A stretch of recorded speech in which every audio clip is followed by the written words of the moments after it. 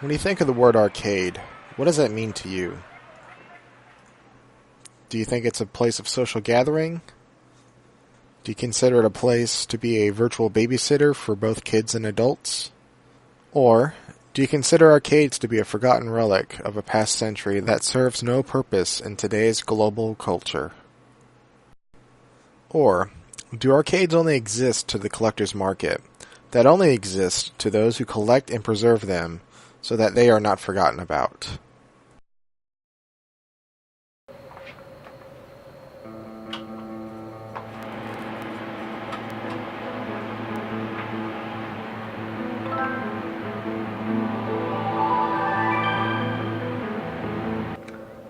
My earliest memory of an arcade, I would say, was probably when something like that. I think the earliest one was I lived in Washington State at the time, and there was a driving game, but it also had like a gun mechanic to it, and I think it was like Criminal Investigations or something.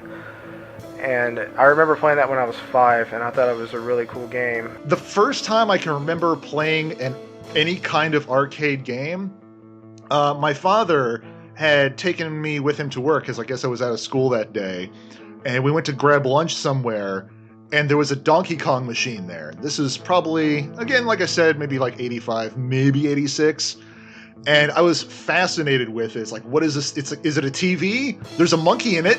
What do I do? And you popped in a quarter, and I at least got to try Donkey Kong for the first time. I mean, an actual one that I still hang on to of an actual arcade is this place called Nickel Arcade in Walnut Creek, California. The place was awesome. I think I was probably 6. I guarantee you I went to arcades before then. It's just that I don't remember. Yeah. But this Nickel Arcade thing was awesome. Everything was, as the name would imply, a nickel to play.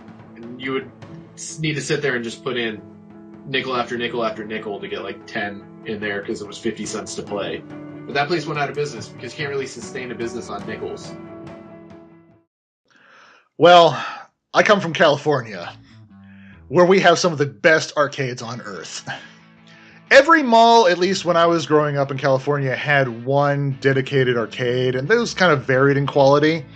And when I lived in Southern California in the Valley, in Ontario, California, they had the Ontario Mills Mall that had just opened up, and one of the main attractions was a Sega GameWorks arcade. And a Sega GameWorks arcade is not just a normal arcade. Try to imagine a 3-story arcade and just mash it in with some MTV of the 90s, and that would be Sega GameWorks. I never really had to my memory, I don't really have a memorable arcade place that I would ever go back to. I mean, this is really more on the machine of what's there than the actual location. But I was really lucky that there was a nearby mall to where I lived that had a dedicated arcade. I think it was called Tilt. And I had just started college, and I was looking for work to make some extra money on top of me going to school. And luck would have it that arcade was hiring, and they picked me up almost right away. So now I got to kind of learn what it's like on the other side of that counter. I decided to own my arcade machine, which is the Initial D arcade stage. And I decided to own this because this was a big part of my teenage years.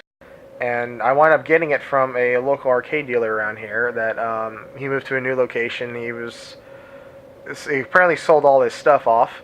And apparently the old place that is now a thrift store now still has a bunch of his old machines, and this is one of them that was still tucked in the corner. So I figured last time I played it, it had some issues with it, so I'm assuming once I get my hands on it, it'll have the same issues, so I know what to fix, and that'll be just a fun little project to get my hands on, and just it makes it my own. So I own at least through my company, I own a multi-cade arcade machine that has over 500 games on it, and some of those games are less than tasteful, but there's a lot of good stuff on there, a lot of shoot-'em-ups, fighting games, everything you can possibly think of, beat-em-ups from the 90s. And where did you get the arcade machine from? Arcade auction in Winston-Salem, North Carolina, for $230. every 6 months they do an auction in Winston-Salem where they get rid of a ton of old arcade machines. A lot of them don't work. Some of them work perfectly. Obviously, the ones that don't work go for a lot less. Oh God, I wish I owned an arcade machine. There's so many. The closest I ever got, I was with my friend David Smith and our friend Phil from Animazement, who runs Hell. We went to Winston-Salem because every now and then they'll have an arcade machine auction. And one time they invited me to come along, and there were arcade machines from every era, from the 70s, 80s, of course, and 90s, and even some of the newer ones. Like, I could have gotten a stand-up, I think, single-player Crazy Taxi arcade machine for $300. Now, I would then have to figure out how to get that home. It would not fit into Phil's trunk. But if I was feeling ambitious that day, I could have gone home with a prize. And I don't know. It means a lot to me to own something like this, especially if it was in my grasp, and I figured, what the heck, why not get it? Since it meant so much to me. You might find a game that you love it's always going to stick with you, and you may find it for a couple $100, which is actually not that bad in arcade collecting. And then you can have it in wherever you can fit in your home or your garage, and then that's your experience, and you get to relive that over and over. Just based on nostalgia, the one in Crabtree Valley Mall, the Cyber Zone or whatever it was called. Since then, when I get a chance to play Initial D, I'll play it. That's the only arcade game that I really care about is Initial D.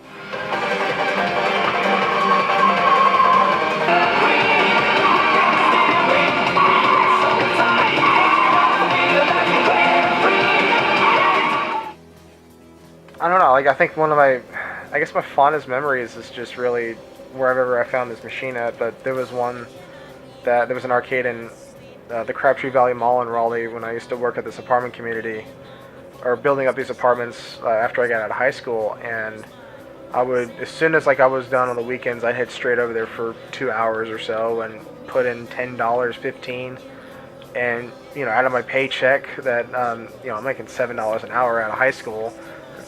Obviously not much. Actually, I remember I first played, I think it was version 2 of this, and it was at a mall in God knows where, Massachusetts or whatever, and it was in the arcade, and I was like, oh, what's this? Well, it was a Namco arcade, but it was called Cyber something. Okay. Cyber Zone or Cybertron or something like that. Probably not Cybertron because that's Transformers, but it was something along those lines. But it was a Namco arcade, so. But they did have Initial D. And with this arcade machine based off of a anime and manga series in Japan called Initial D, it got released over here in America, so then I was really getting into it. But I went into this arcade and I started playing this racing game, and it was kind of fun. It always stayed with me, but I didn't really think much of it at the time. And I discovered it there kind of on accident. I was never really a big fan of racing games, but I found this one and was just kind of surprised at how fun it was. Because I didn't really know anything about cars or racing or anything. And this game kind of caught me because it wasn't a simulation game. It was more of just like an arcade racer. It was just fun. Because I would get money from odd jobs or from my parents, and every weekend I wanted to go and play this game for hours and hours until I basically ran out of money, or until I had to leave against my will. And I got hooked and ended up spending at least $100 or $200 on that machine during that summer. And I kept playing it for the next year or so, and I met you, Dustin, at Toys R Us. Because I'm trying to remember this too, because this is going back 10 years ago when we worked there, and I remember the first time I met you, and we were talking about whatever, and then I think we brought up arcades or something, and I don't know if you said Initial D or I did. All I know is that I probably brought it up, and you're like, heck yeah, our friendship started from there. Yeah.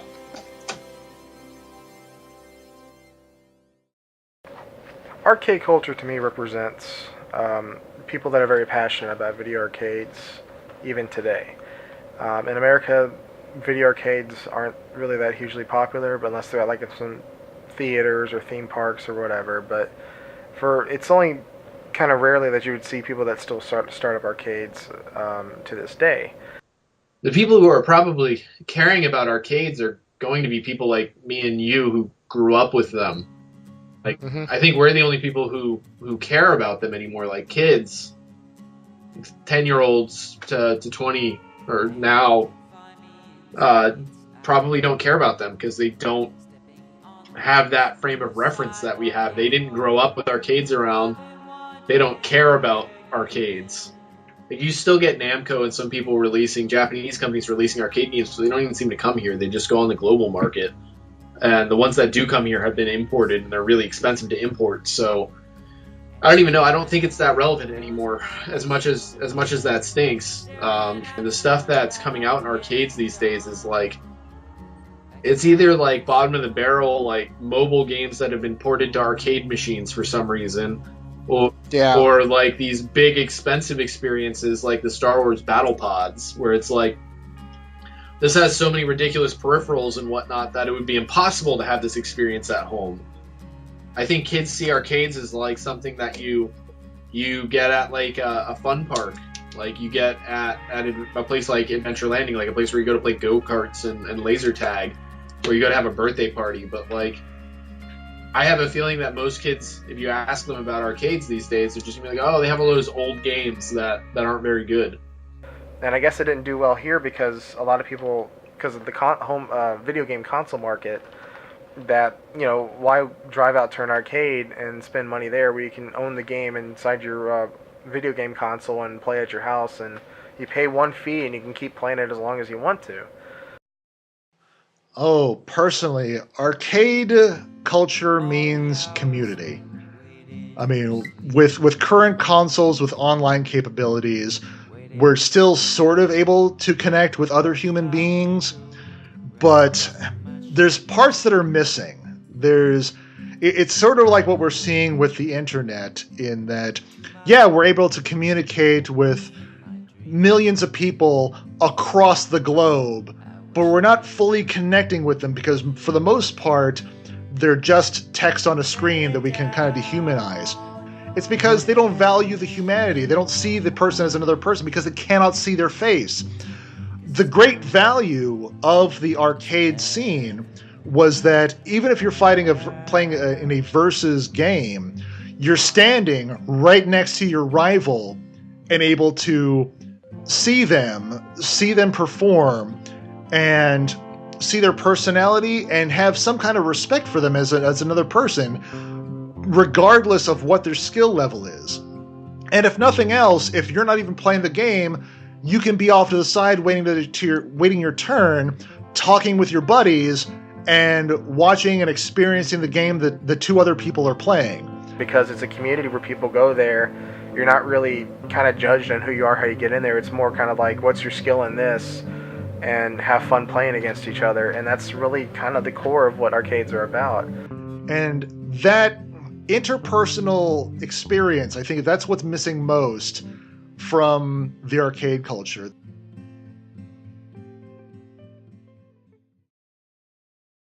The culture, I think, to me, represents people that are still passionate about that. I mean, you can go to some conventions or even auctions, and people go there and they're involved in the video room because it relates to people that play video games all the time. And the arcade experience is really in a commutative area or commutative setting where other people are not behind their TV screens and consoles in their living rooms or bedrooms or whatever. That there's an actual mutual level of respect when you're playing against a person, you know, sitting next to you. The arcade culture is very vital for having an interest in arcades and people collecting arcade machines to this day. So that's a huge social aspect to it. And so if I got someone that comes into my garage and wants to know what this is, I'm glad to play them in it. And that's the purpose of these machines, is this community thing. You can get one. And if there's kids around here, heck, why not? I just got to supervise them, make sure they don't break anything. But because I would love to go as often as I could to go to an arcade every weekend and play against friends. And if you have that near your area, you need to go check it out.